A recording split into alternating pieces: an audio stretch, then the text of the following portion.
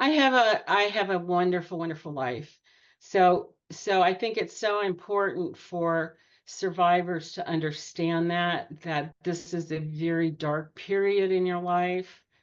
This is certainly not easy, but I've traveled the world. I'm a singer. I've sung in great operas.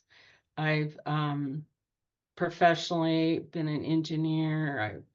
I've been a lecturer in finance, and I have an amazing family.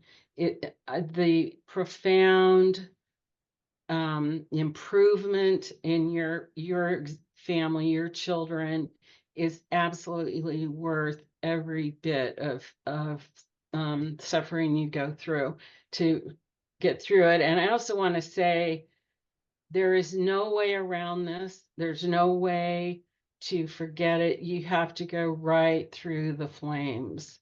And I eventually found some wonderful therapists that really got me through it. But it was through feeling it. It was through pounding out the anger. I used to say, pound, scream, cry. Get it physically out of me, was what got me through it. My father was a cardiologist, prominent. I believe I was about 3 or 4, and which was about the age my daughter was when I remembered. My father was living in the Los Angeles area. My mother had died quite a while before, and he had come up to have Thanksgiving at our house. So we didn't see him all that often. We're up in Sacramento.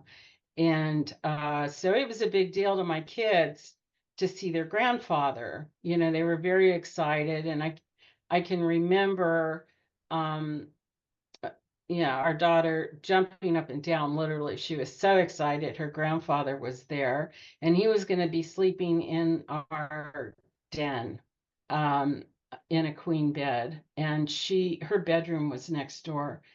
And she said, Granddad, can I sleep with you? Can I just, sleep in your bed and with you? And he said, in kind of a sing-song, joking voice, I'll be accused of molesting you if you do. And I thought at the time, was he trying to make a joke? I thought this is just really strange. It struck me as very odd. Carol remembered her abuse just a few months after that, but her father's comment wasn't the only reason she remembered. Even as a child, Carol had PTSD symptoms. She explains her life in her memoir in a way that helps other survivors heal. Something was just not right. And I had 2 little children totally dependent on me. And I really literally was sitting at a McDonald's one day watching the kids play, and I was finally putting it together. And it was literally a aha moment.